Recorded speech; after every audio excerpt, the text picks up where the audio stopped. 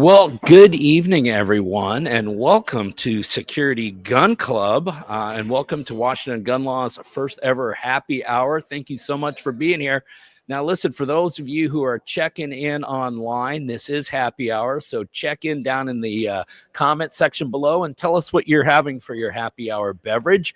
I'll probably stick with a virgin scotch and water tonight, but anyways, hey, listen, happy birthday. Let's start off here right now first with a big old happy birthday wish to our good friends here at Security Gun Club. It is 6 years in business. They haven't managed to screw it up yet. Congratulations to everyone at Security Gun Club.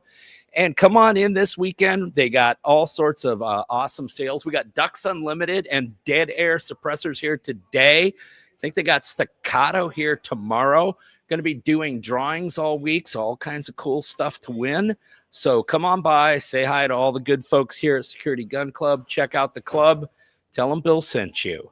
A couple other things I want to remind you about. First thing is Monday night, 5 o'clock West Coast, 8 o'clock in the East Coast. It will be Costas Moros and myself for our next Behind Enemy Lines. And we will be joined by Mark Smith of Four Boxes Diner. So looking forward to that. And then I want to give a special thanks to my chaperones this evening, the good folks over at Consortium. Thank you very much. They're my chaperones this evening. But hey, listen, Protecting Your World Consortium, check them out at consortiumrisk.com. Proud sponsors of the program tonight. Okay, listen, here's what we're going to be doing tonight. We're going to kind of have a little freeform, a little fun with this, but what we're going to do is I'm going to get you guys up to speed on some of the things that are going on that might matter to you.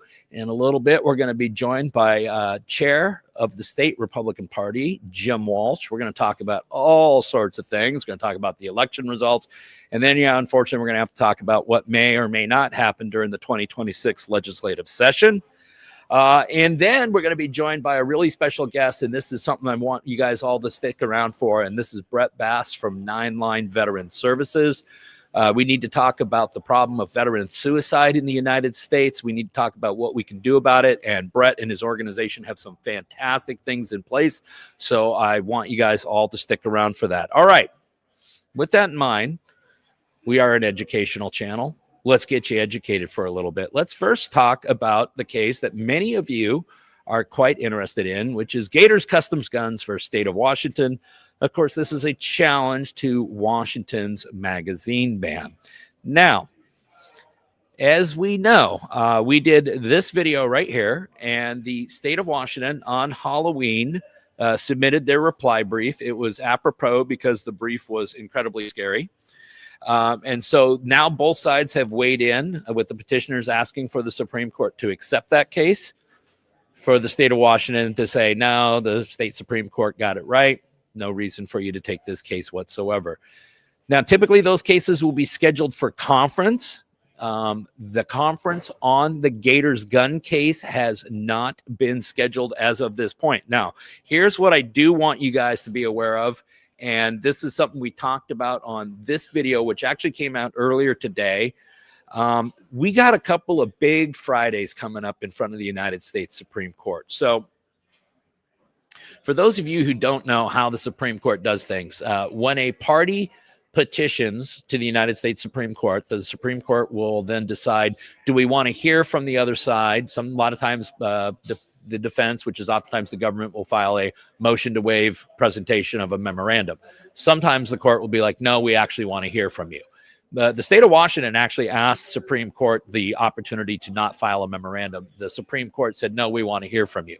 Once both sides have weighed in, the court will then schedule it for conferences. Conferences at the Supreme Court level are held every Friday morning. Okay, Friday is a non-oral argument day. You may have oral arguments scheduled the first 4 days of the week. Friday is kind of an administrative day at the United States Supreme Court. One of the things they will do on Fridays is they will conference as the entire bench, and they will discuss all of the petitions. There are 9 justices. If four of them decide that the case is worthy of to be taken, then the case will be accepted, and then the court will set it an oral argument date, provide briefing schedules, and all of that, and away we go. All right, now we have 26 cases coming up for conference either next Friday, the 14th, or Friday, November 21st. Okay. 26 separate cases. Now, a lot of those cases deal with issues such as felons in possession of firearms, 18 United States Code Section 922G1. Also, a lot of issues related to 18, 19, and 20-year-olds and the federal prohibitions on possession of certain types of firearms. I think that's 18 United States Code Section 922G C1 and B1, actually. But one of the cases, and this is a big one of the cases that is on for conference November 21st is Duncan v. Bonta. We call it the granddaddy of them all because it really was the first significant legal challenge to magazine bans. It took place in the state of California. The case was filed in 2017. It has been to the United States Supreme Court already 2 times and twice been GVR'd back down.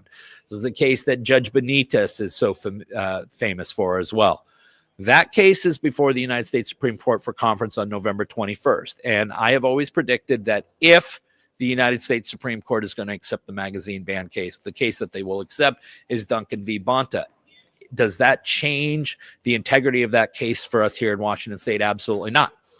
Because the issue will be whether or not magazine bans themselves standing alone are per se unconstitutional. Furthermore, if you may recall, when we were doing the stuff about the, I think it was House Bill 1240, which became our assault weapon ban.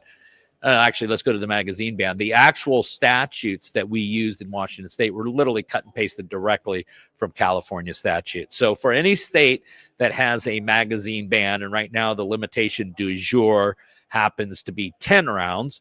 That is a case we want to very carefully watch.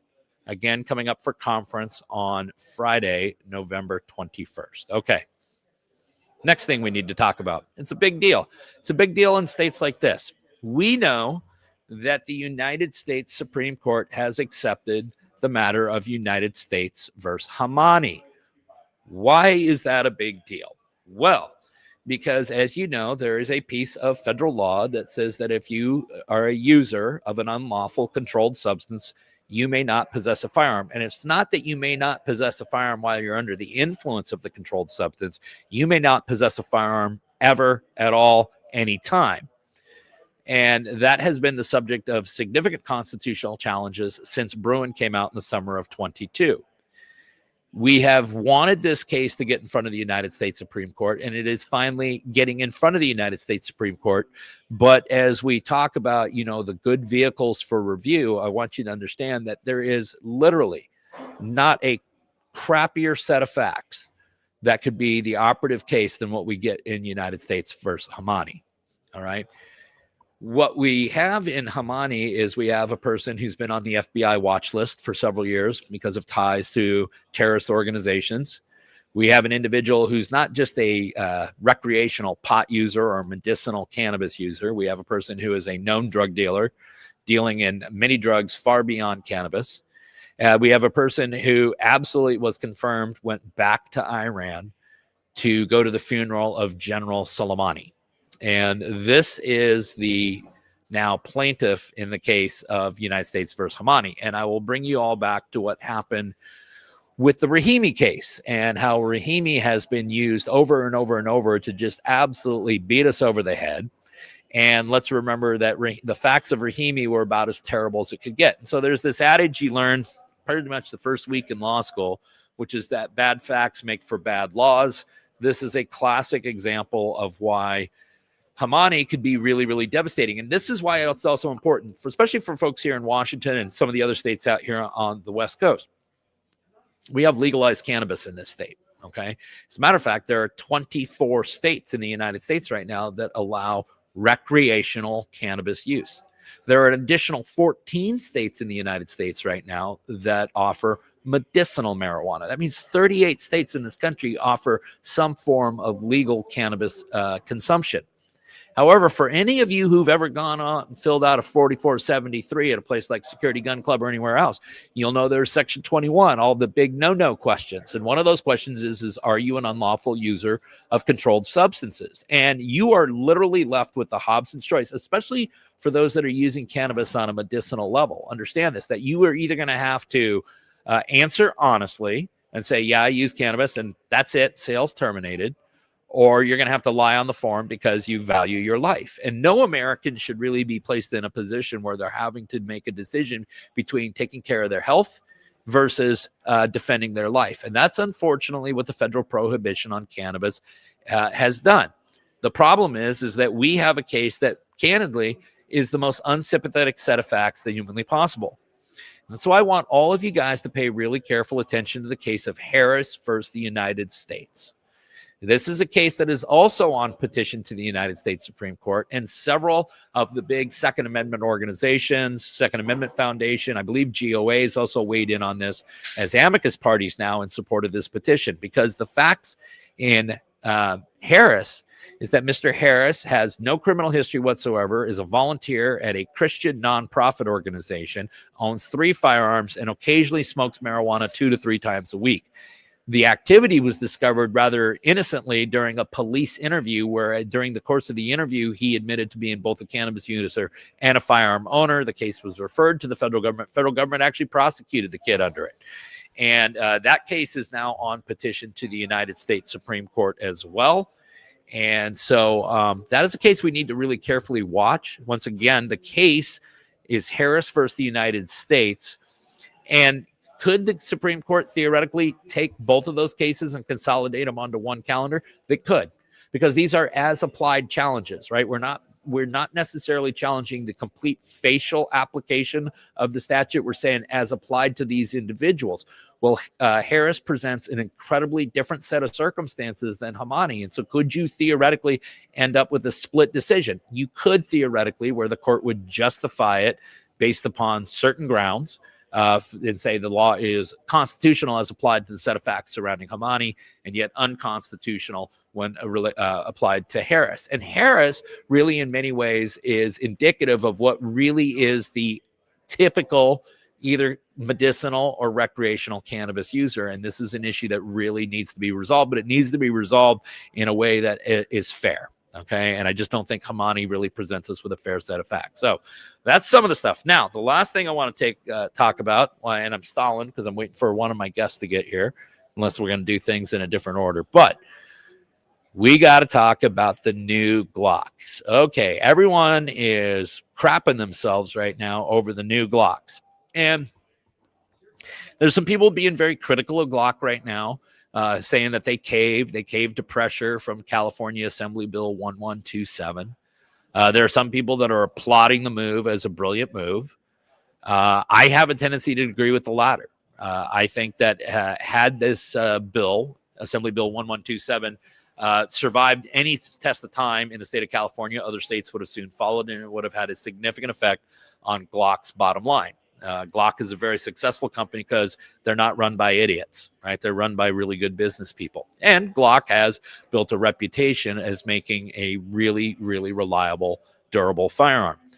So a lot of you are all worried like, oh my gosh, my Glock, it's the most reliable, most dependable thing I've ever had. What is my new Glock going to look like? Well, I don't think you have to look very far. You can just take a look at Assembly Bill 1127. Because they talked about these machine gun convertible pistols, which means any semi-automatic pistol with a cruciform trigger bar that can be readily converted by hand or with common household tools into a machine gun by the installation or attachment of a pistol converter as a replacement for the slide's backplate without any additional engineering, machining, or modification of the pistol's trigger mechanism. The law also told us that a machine gun convertible pistols do not include a hammer-fired semi-automatic pistol or a striker-fired semi-automatic pistol lacking a cruciform trigger bar, which instead have trigger bars that are shielded from interference by a pistol converter. So do we think that that's probably what the new design is going to look like? That's exactly what the new design is going to look like. And it's going to be how the trigger itself is installed into the fire control mechanism. All right. And we're not going to show the diagrams here because Google will crap itself if I start showing firearms and things like that. But it's really just going to be on how the trigger itself is actually installed into the firearm itself. The only other difference I think you're going to see is right there on the back plate. The back plate of the slide. Why? Because a polymer notch or other piece of polymer molded into the rear of the pistol frame does not prevent ready conversion into a machine gun and will not prevent a pistol from qualifying under this definition. Take the polymer off the back, Problem solved. So that's what I think it is. And now I checked with the folks over here at Security Gun Club. They got some on order.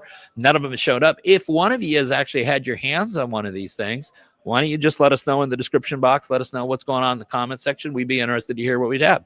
All right, listen. I told everyone that this was going to be kind of a video for the hometown crowd. And because it is a video for the hometown crowd, and we're late into 2025, it's time that we got to do this, but let's do this.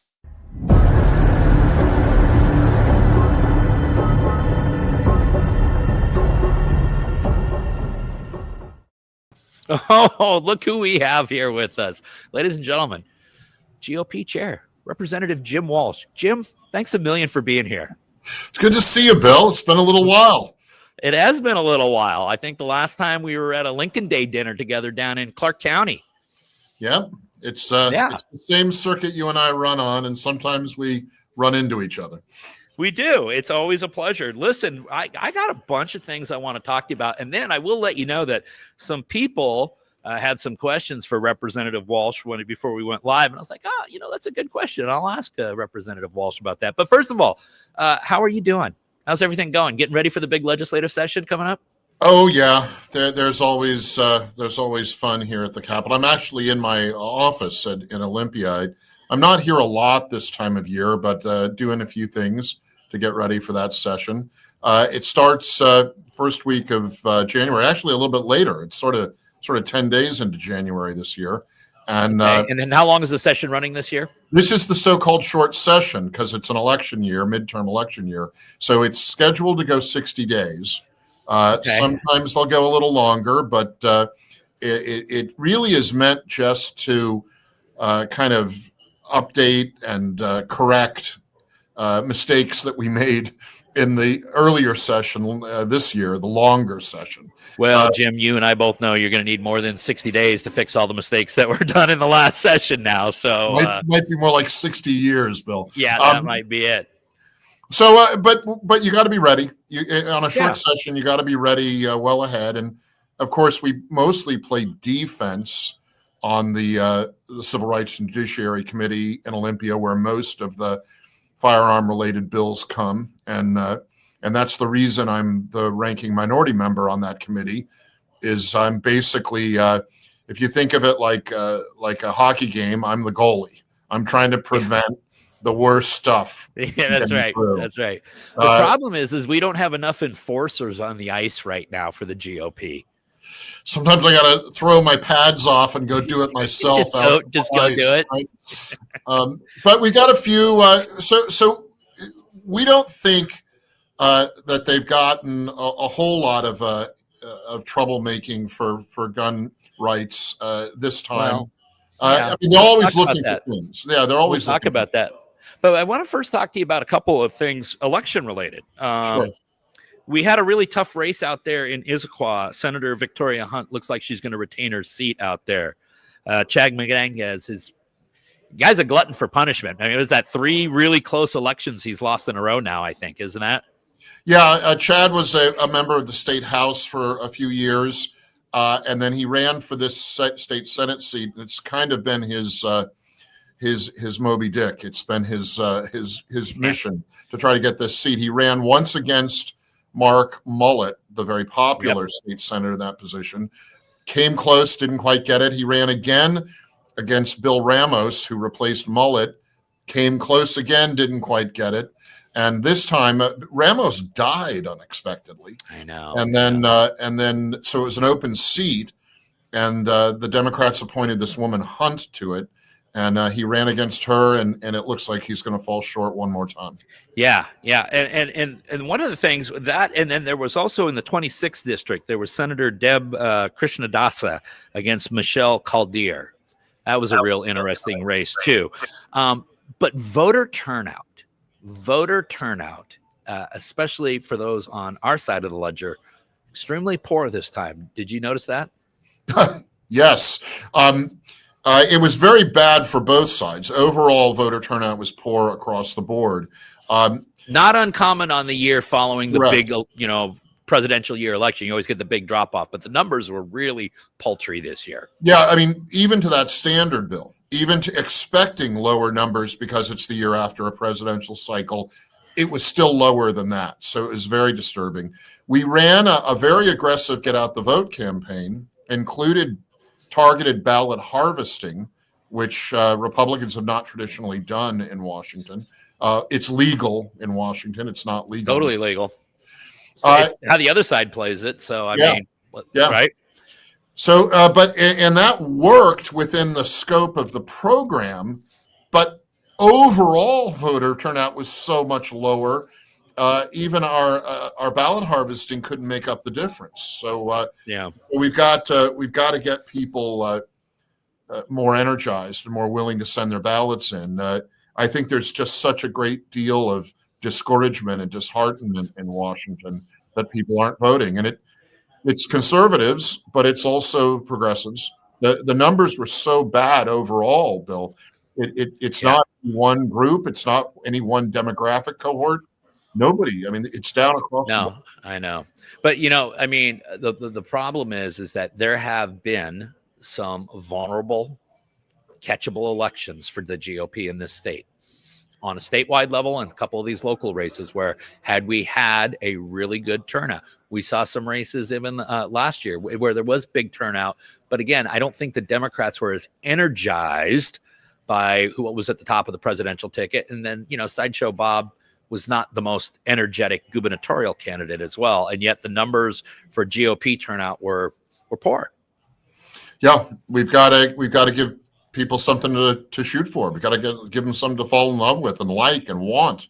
And so we've got to do that. We've got to find the issues that resonate with people. And I think that we have a few of those in the initiative process that are going to be live wire issues from now until next November in the big midterm election. Right. Well, then the state legislature will just get back in and write legislation to do away with the will of the people because that's what they've done.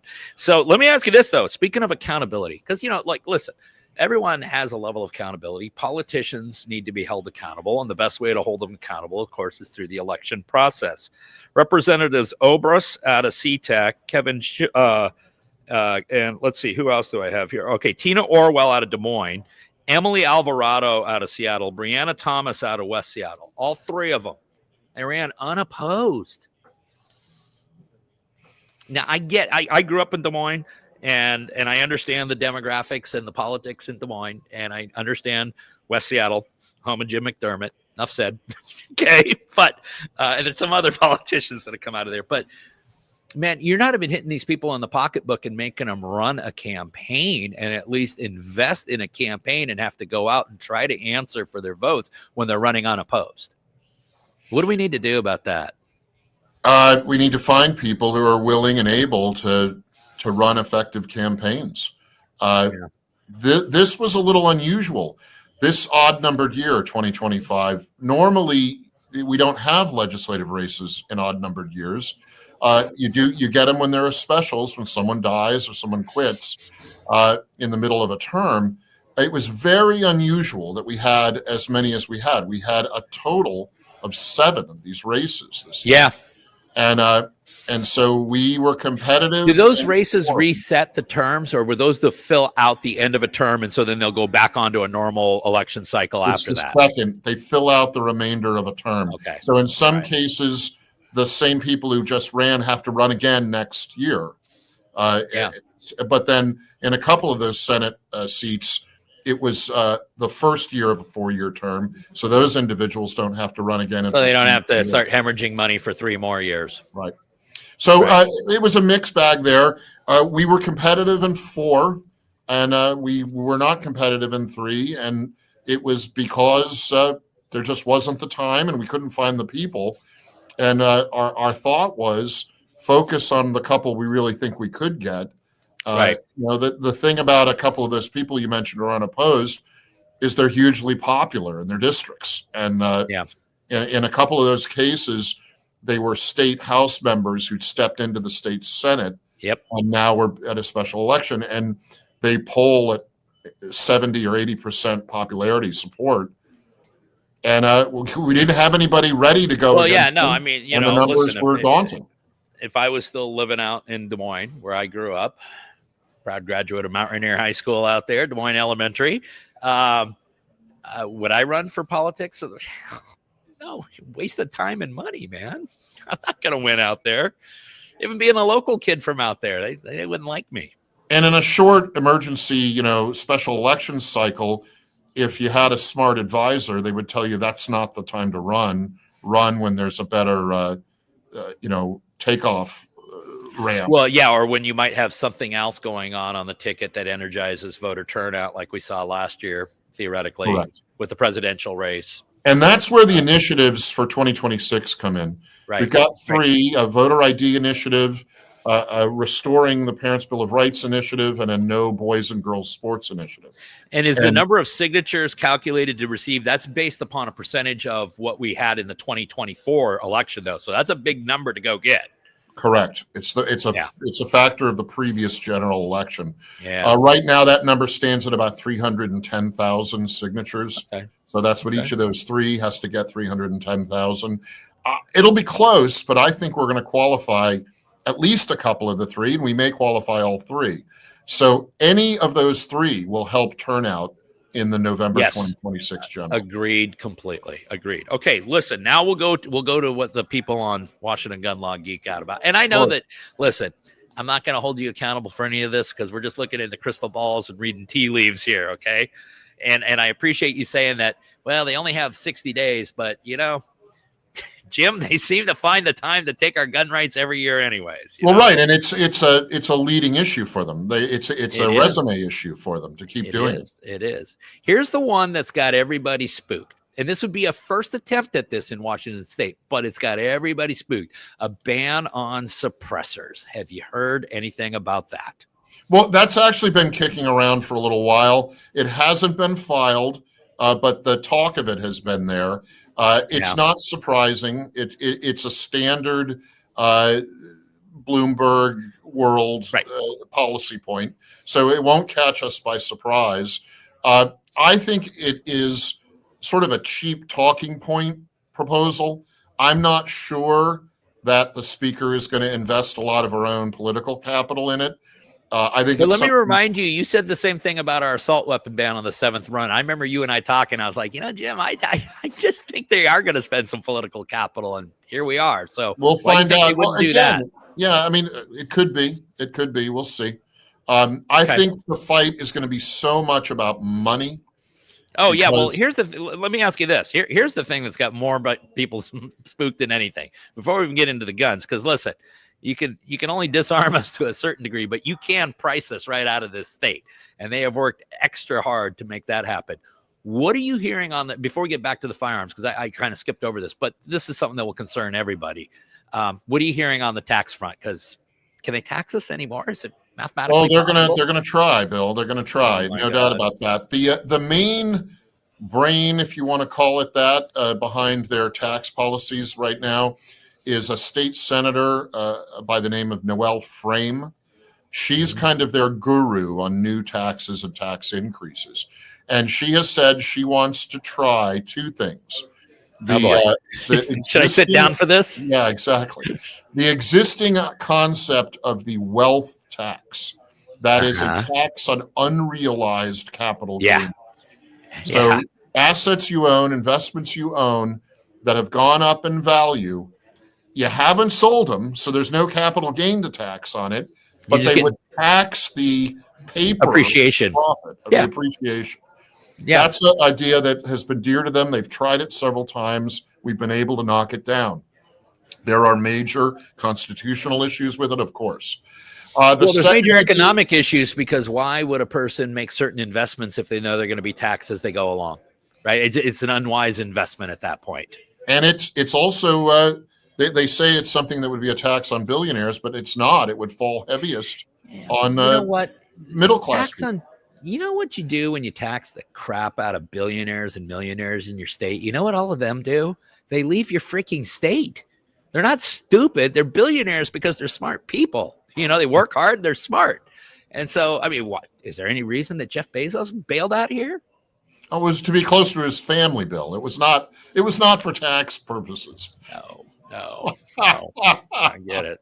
Like I said, the guy's a billionaire for a reason. Okay, getting back to firearms. I wrote some other things down. There were some bills last year that never really got off the launching pad, but I believe all of them still can be revived again this year, right? Because they don't even have to be in a 2-year legislative cycle. They're already still alive. Yeah.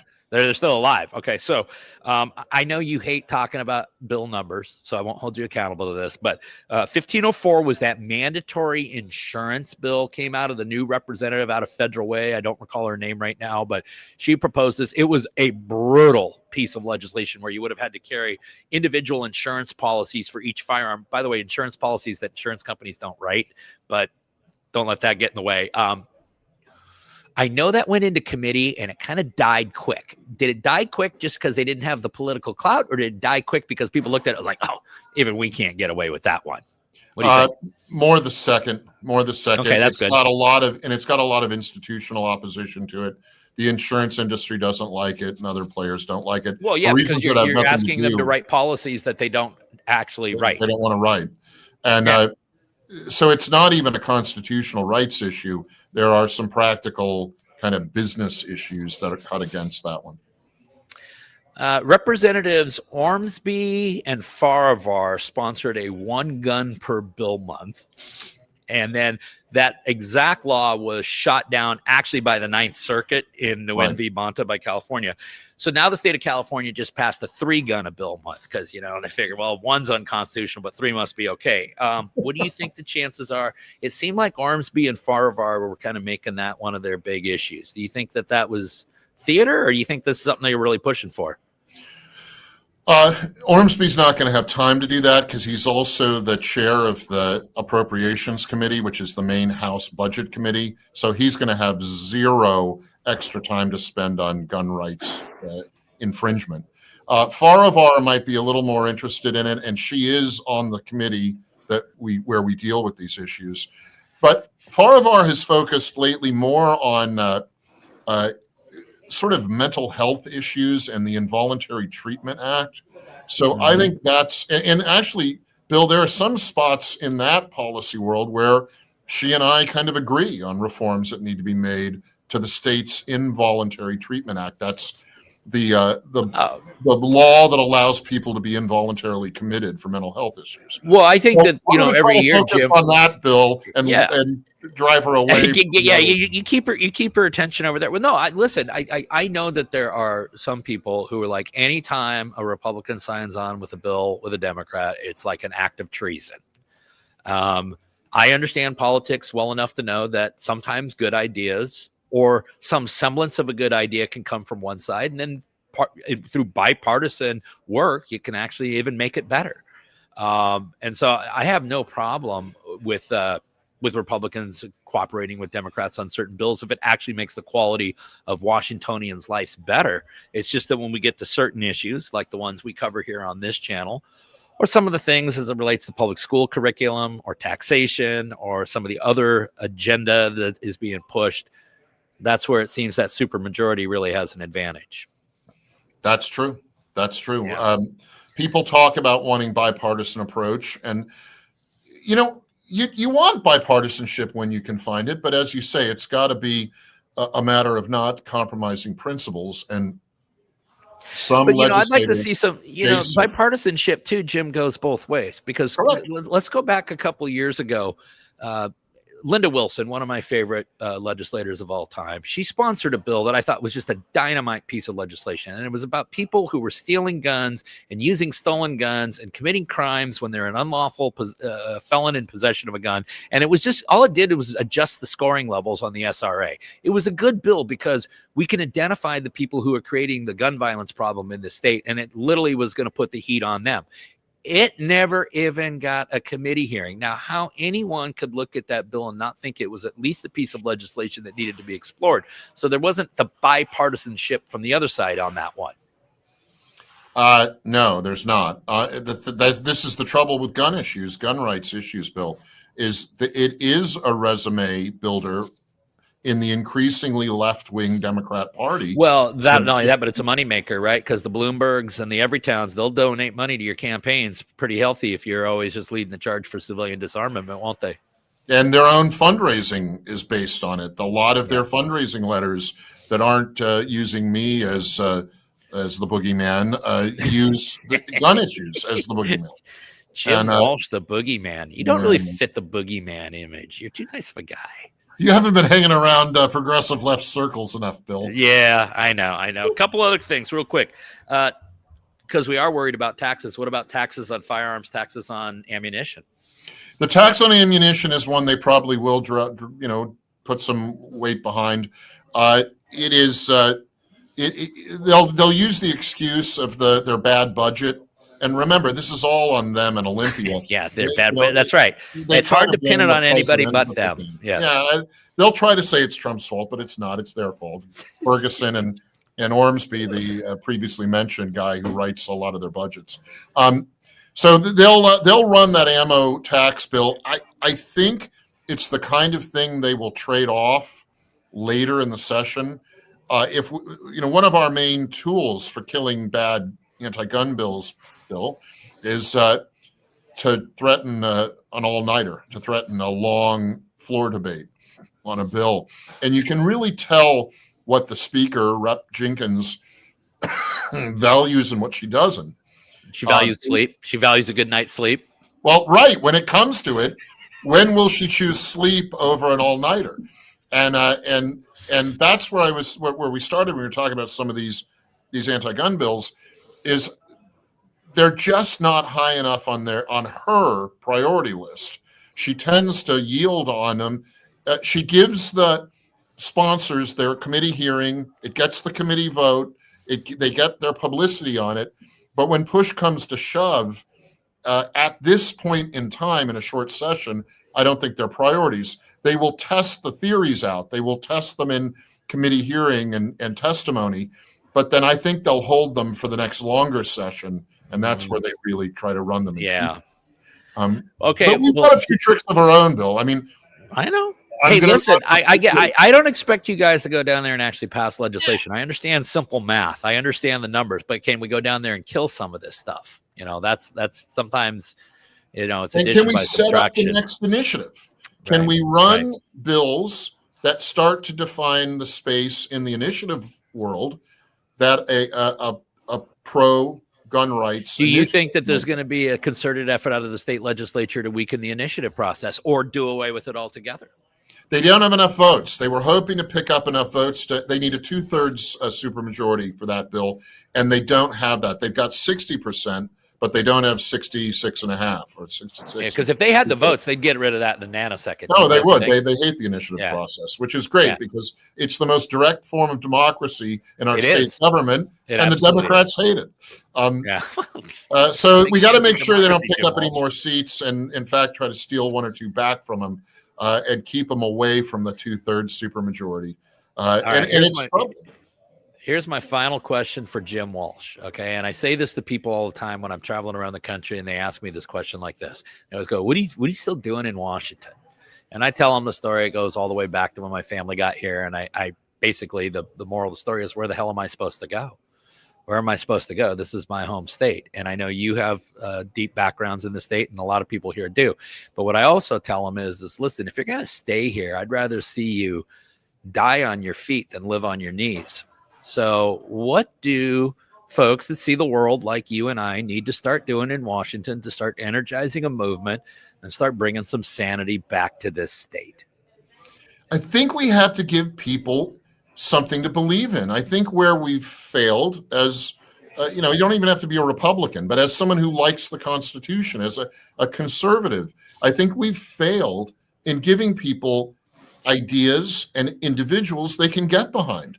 We've bickered among ourselves a lot, too much, and we've cut each other down. We spend a lot of time, we used to anyway, sort of chopping on each other instead of building each other up. And I think when you're in the minority politically for a long time, and you can say the same thing about sports, when you're down for a long time, when you've been losing for a long time, your mindset changes. You stop thinking about how do I win, and you start thinking about how do I protect my little bit of turf. Yeah. And we've got to get that mindset change. And the way we do that, this is why the initiative process is so important, Bill. It's initiatives give clear ideas that people can get behind. And you use that not just to change the law, but you use that as a rallying point for people to Well, as an educational tool also. Absolutely, start educating the voters, right? Absolutely. Educate the voters. Yeah, absolutely. All right. Well, listen, Jim Walsh. By the way, I want everyone to know that if you actually follow Jim on social media, I don't know how many miles this dude puts on his car every year, but this guy gets all over the state. I mean, I don't know if you've cloned yourself or something like that, but listen, thanks for everything you're doing. We really appreciate it. Thanks for being here with us for our happy hour. It's always good to talk to you, Bill. Look forward to seeing you in person soon. Likewise. Take care, Jim. Thanks so much. All right. That is Representative Jim Walsh, the chair of your state Republican Party.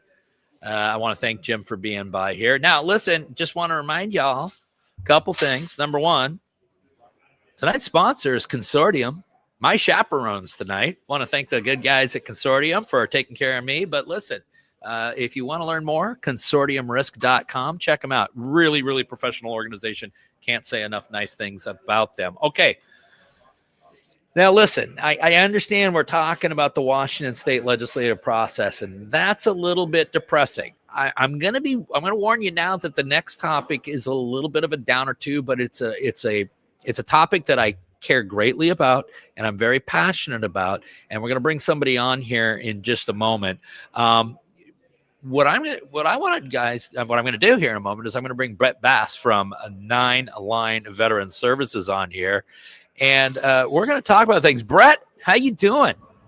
I can't complain. How are you? Dude, I don't have a mustache as rocking as yours, but beyond that, welcome to our happy hour. I appreciate it. Delighted to be here. I know we've been working to put this together for a while now. We have. For those of you who don't know, Brett is a member here at the club, is a firearm instructor here at the club, is a veteran himself, and is a hell of a good guy and has been very passionate about the project that we're going to be talking about for a while.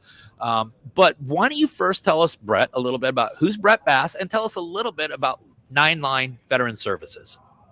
So I think you summarized my resume pretty well. I wound up in the field of suicide prevention almost accidentally, and I come from the world of firearms.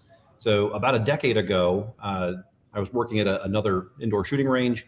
I'd gone through a really nasty breakup, and the owner of the business knew I needed another outlet. He'd received an invitation to represent the firearms industry on a panel hosted by the King County and Seattle Public Health Department. He didn't want to, and he asked if I did. So I basically threw my hands up in the air and said, sure, why not? And to my great surprise and chagrin, the folks in public health liked what I had to say. I was invited to represent the industry on a task force put together by the state legislature. I had the great privilege of serving on that for the entirety of its existence until its sunset. I wound up being one of the co-chairs, and I was hired by Forefront Suicide Prevention to manage a lethal means safety program called Safer Homes, doing outreach to people that own firearms and encouraging them to know about suicide risk, lock their firearms and medications up when they're not in use, things of that nature. And then the Department of Commerce defunded my program, and my team and I all got laid off. So fast forward a few months, and the good folks at Nineline Veteran Services snatched me up and hired me to do suicide prevention education for them. Well, and this is the thing that I want everyone to understand is that a lot of times when you're dealing with suicide prevention groups in general, they are all about civilian disarmament. The problem's the guns, the problem's the guns, the problem's the guns. They're all about that. Brett, obviously, as a firearm instructor, as a strong believer in Second Amendment rights himself, doesn't approach the issue from a civilian disarmament standpoint, although we can both understand that there are certain individuals, Brett, that sometimes the situation has gotten so dire that disarmament is the right thing, at least temporarily. But here's the thing. This is what I want everyone to kind of understand. I'm going to go through some stats with you here, and then we're going to have a really serious conversation here because Brett gave me some material to research. I'm a geek. I actually researched it. I actually did my homework. The most recent stats we had were from 2022. It was 6,407 veteran suicides that year. That's averaging 17.6 per day. Now, Brett, you're a vet, Marine Corps? Correct. Is that right? Yeah. The 250th Marine Corps birthday is coming up very soon, too. So happy birthday to the greatest fighting force ever assembled on God's green earth. 17.6 a day. You'd have to go back to periods of rather active combat to have that many veterans dying on an annual basis by something beyond natural causes, wouldn't you? At any point during the global war on terrorism, we were consistently losing more people to suicide than we were to combat. Jesus. This is a significant problem, and it's also not a perfectly symmetrical one. Off Right. camera, I was discussing this earlier. It's not the case that every Western country has the same issue where their veteran suicide rate exceeds that of their general population. Yeah. The United States is a little bit different in that regard. So let's look at this stat. The percentage of veteran suicides involving firearms in 2022 was 73.5%, basically 3 out of every 4. And that's a 7.1% increase in the percentage of firearm-related veteran suicides from 2001 to 2022. But here's the thing is that every one of these suicides ends up in the gun violence numbers, right? So when somebody sits there and goes, there was 175 firearm homicides in this state last year, oftentimes far greater than 50% of them are actually self-inflicted gun wounds. And so unfortunately, Brett, the firearm is an effective tool for somebody that does want to end their life. Yes. And we know that suicidal people will attempt with whatever method is the most fatal in their environment and whatever they have the best experience and knowledge with. So if you look at people in medical professions, they're more likely than the general public to use medication overdose fatally because they understand how to best do this. And people have served in and uniform. They have access to it. Correct. And people that have served in uniform understand how to use firearms, understand things about like how to use them to actually injure or kill people, et cetera. And so as a result, they wind up with more of what we call acquired capability.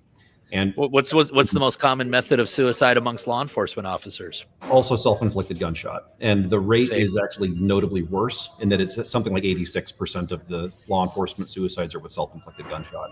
Yeah.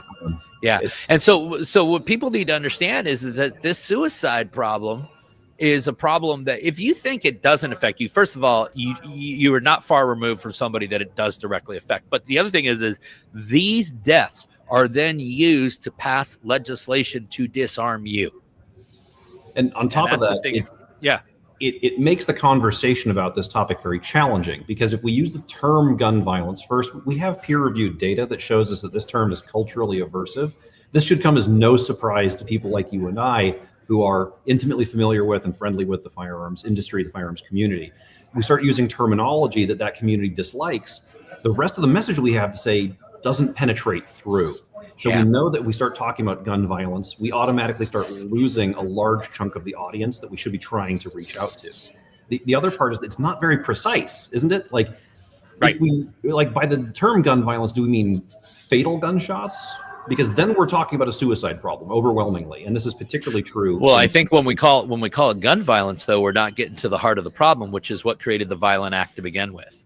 There's any number of variables, right? Whether it's homicidal or suicidal, there was a thought process that clearly went awry somewhere, and that's what resulted in the violent activity.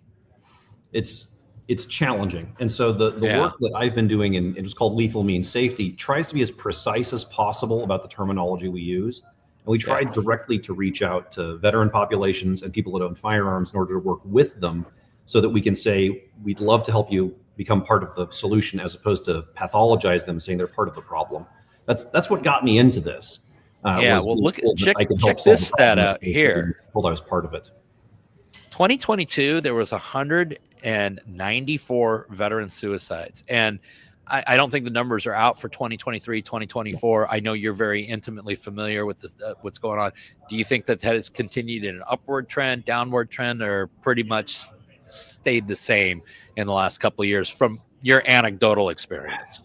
If we're extrapolating off of non-veteran suicide data, we can probably expect to see a modest uptick. Of course, we won't know until that data comes out.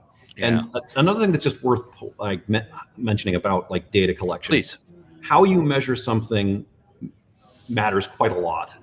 And so the official data that we have from the Federal Department of Veterans Affairs will indicate the first number you had with the 17.x% or number of veterans taking their lives on a daily basis. This is all very preliminary, and I haven't been able to discuss this yet, but I have a colleague at the State Department of Health who works with the NVDRS, the National Violent Death Reporting System. And the data that we're working on collecting right now may actually indicate the problem is significantly more pronounced than the federal data has, because we can get a lot more granular with it. So you're saying that the problem may actually even be worse than what we think it is. It very well could be. So to your question about like where do we expect these numbers to go, it's very hard to say. Some things genuinely do surprise us. Based on my knowledge of the number of risk factors we're accumulating, I would have expected there to be a noteworthy increase during 2020 during COVID, but the numbers appear to go down slightly. So we could be surprised pleasantly. We can all cross our fingers and hope for that. Right. But in statistical analysis, you always have those outliers. Now, this is one. In fact, you and I were talking before we went live, and I pulled this one up because I told you I was going to drop this on you. But yes, on a national average, we have 17.7 for suicides for every 100,000 veterans on a nationwide average. But when we break that down to Washington State, it becomes 29.1 per 100,000. What the hell's going on there? It's almost twice as much as the national average. It's hard to say specifically, but we can look at regional and geographic trends.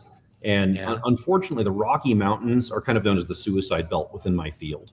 So if we look at rural, generally Western states with low population densities, the suicide rates tend to be considerably higher. And believe it or not, Recoil magazine, I'm certain you're familiar with. Oh yeah, they did absolutely. A fantastic article a couple of years back that discussed so-called gun violence as a cultural problem. And they showed a heat map of counties of the United States, not states, counties.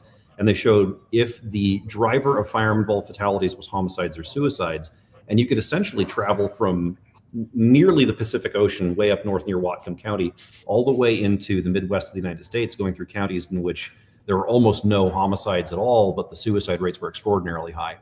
So we can look at low population density as a driver, or at least something linked with high suicidality. There is greater access to firearms. That is a variable. It may not be the variable, but it does exist because we know the case fatality rate for self-inflicted gunshot exceeds 90%. So even something like 2 or 3% of suicide attempts are done with firearms. They result in more than half of the fatalities. Right. It's an effective tool for it. Correct. Yeah. Okay. Well, listen. So we've set up. We got a problem. You and I both agree. You've dedicated your entire professional life.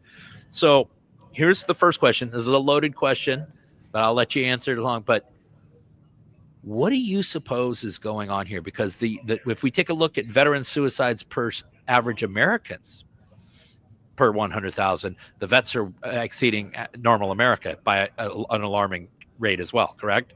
So what's going on here in your professional estimate? What's the problem here?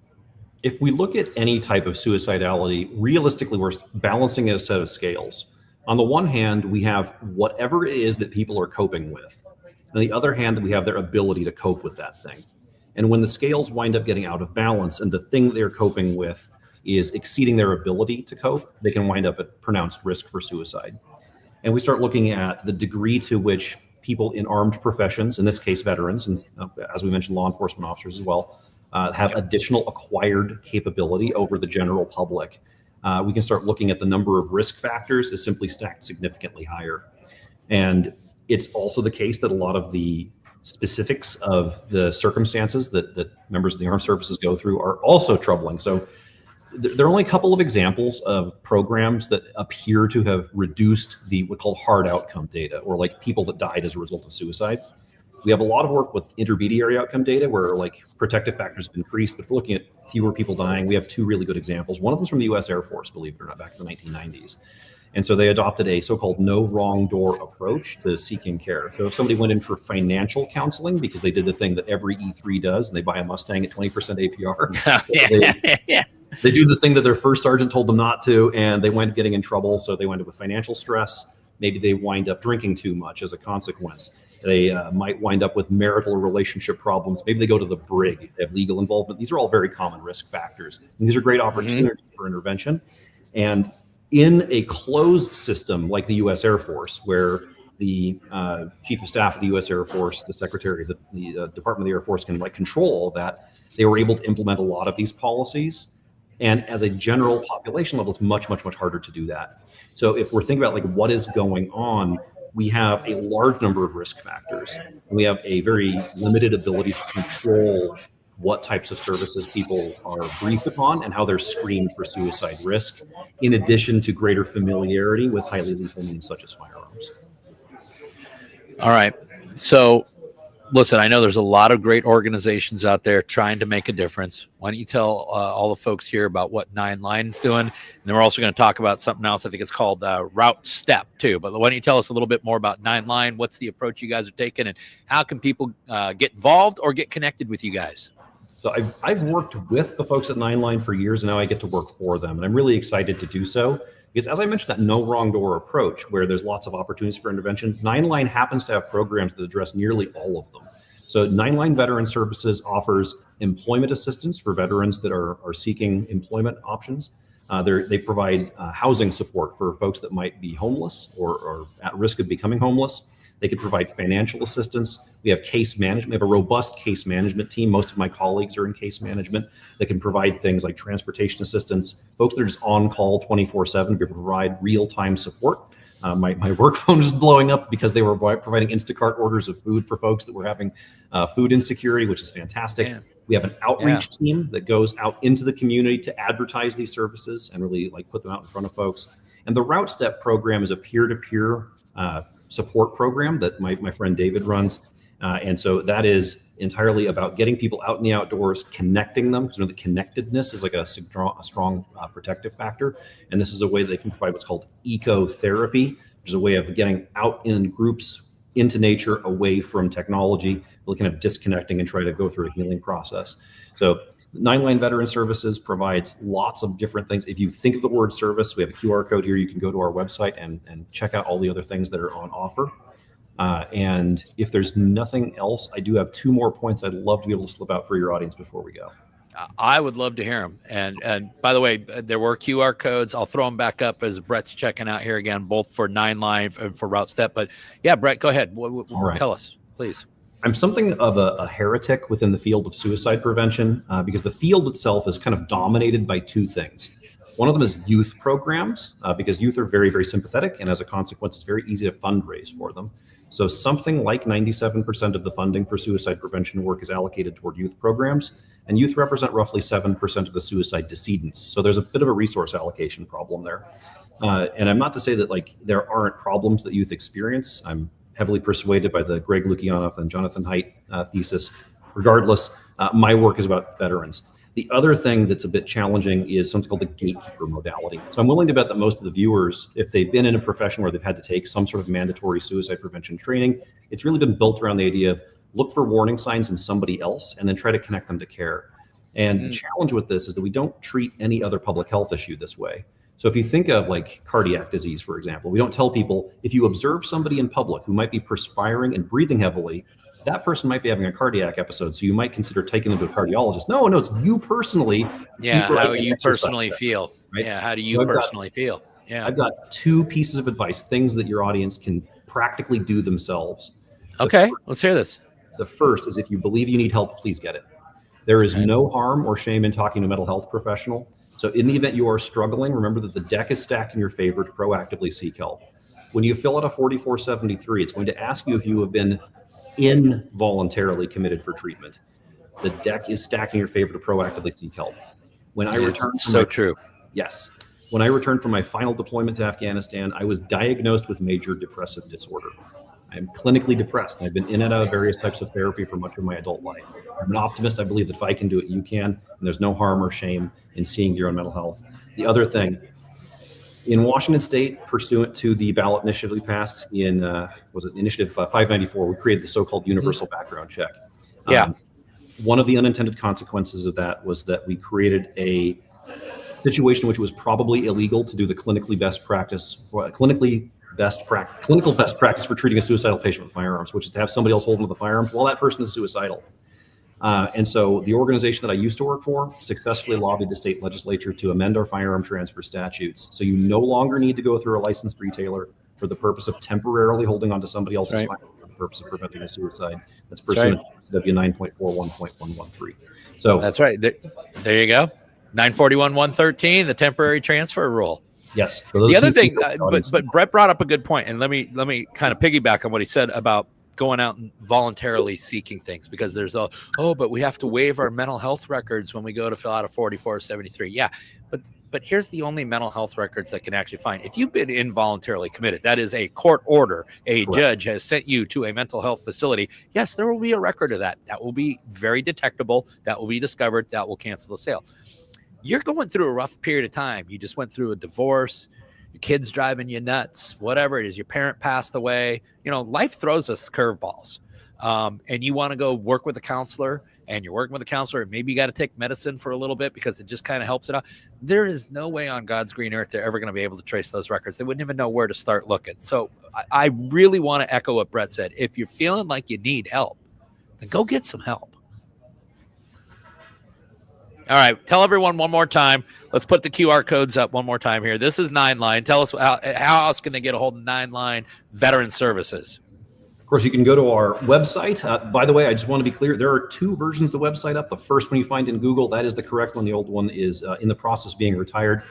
We have a presence on Facebook, and I believe we have links to that out there. The Route Step program specifically that Dave manages, we have the QR code for that as well if you'd like to connect to them and get ready for some hiking. I think they're taking a hiatus for the winter, but once the weather starts turning again, they'll be out there hooking and jabbing. Well, first of all, I'm glad we finally got to do this. Yes. Secondly, I appreciate you coming on and talking about this, because you and I have had some private conversations. We won't get into those here, but this is an issue that I stumbled into as a criminal defense attorney, that I really thought I just had a client's mom who was just looking for some kind of an excuse for her kid's behavior. And then I started diving into your world and realized, man, there's a real problem going on here. And listen, if we're not willing to take care of our veterans, then who the hell are we willing to take care of? Because they have all taken care of us. Going back to the formation of this country, our veterans have been taking care of us and will continue to do so. And I think we have a moral and ethical obligation as Americans to take care of them as well. So I want to thank you for everything you're doing. I want to thank you for being willing to come on and talk about these tough topics. Genuine pleasure. Thank you so much for having me. I hope we get to do this again soon. Best mustache in the business too, brother. Thanks. All right, that is Brett Bass with Nineline Veteran Services. Listen, if you guys catch this thing on replay, all of the contact information for everything that Nineline's got going on, everything Route Step's got going on, all the good stuff they're doing, it's all going to be down there. Listen, if you know some other veterans, even if you think they're doing just great, I bet they might know somebody else that might need a little bit of help. So just spread the word. There's always people out there that need help, and some of them just got a little too much pride to ask for themselves. Sometimes just calling your friends up and asking a serious question, hey, how you doing, goes a long way. All right, closing remarks, and then we're going to get out of here. It's happy hour. My chaperones are getting, because the chariot eventually turns into a pumpkin at some point tonight, I think. So, all right. Once again, happy birthday to everybody here at Security Gun Club. Now, I was told we were going to give away the McLaren, but apparently there hasn't been a drawing on the McLaren yet. So that might have to wait until tomorrow. But I do want to thank Security Gun Club. They've been very influential in allowing Washington Gun Law to grow as a channel. The people down here are absolutely fantastic. They've actually appeared in a lot of our advertisements and videos. We got some really good actors down here. So come on down to Security Gun Club this weekend. Tomorrow, Staccato is here. Hey, may not be able to afford one, but you can always come in and shoot one. All kinds of sales, giveaways going on. Same with Sunday. So come on by Security Gun Club. If you guys want to check out the memberships here, come on in, check out the memberships. Tell them Bill sent you. Okay. I want to thank my chaperones tonight at Consortium. We'll put them back up one more time. Listen, if you're ready to protect your world, consortiumrisk.com. Check them out. An amazingly professional organization. I want to thank all of you who tuned in at home. I really, really appreciate it. And most importantly, Washington and everyone who's watching right now, I really want to thank all of you. This is a little kind of a sappy way to end this thing, but we started this channel just a little over 4 years ago, and we started it kind of as I didn't have anything else to do during the pandemic because they shut down our law practice and the court system, stuff like that. So I never intended on becoming a content creator or anything like that. This was just a little vanity project to do until the world returned back to normal. And some of you were freaking out about our summer of love in Seattle. And so we started educating you about self-defense laws in Washington State, how to arm yourself and how not to be a dumbass with a gun and all of that stuff. And I didn't have anything to do every day. And I was paying $13,000 a month for rent at an office that no one was using. So I'd go in there and I'd read through the 8 or 9 comments on the videos I was doing at the time. And someone would inevitably come up with an idea. You should do a video on this. And I just kept doing videos. And I always expected that I would just go back to normal once this was done. But at some point along the way, all of you really started tuning in. You started supporting the channel. And after about doing it for about a year and a half, I realized that when I compared the life I was living as being a content creator versus the life I'd built myself as a successful but working very hard lawyer, what that successful practice to me really had become a prison cell. I had been locked myself up in a law practice for so many years, and I just could never see the light of day. And so for all of you being willing to tune into the channel and allow the channel to grow and allow me to transition out of the full-time practice of law and into being a content creator, I just want all of you to understand how much freedom you've given me, and I will forever be grateful for you for that. So for all of you out there, especially you folks out in Illinois, you folks in Illinois always tune in. I appreciate it so much. Listen, we're going to probably do another one of these next month. Tell us down in the description box what you thought of the happy hour. Tell us if it was too noisy back here. But, hey, listen, come on by Security Gun Club. Thanks so much for being here. And let's remember, Washington in particular, y'all keep fighting and stay safe.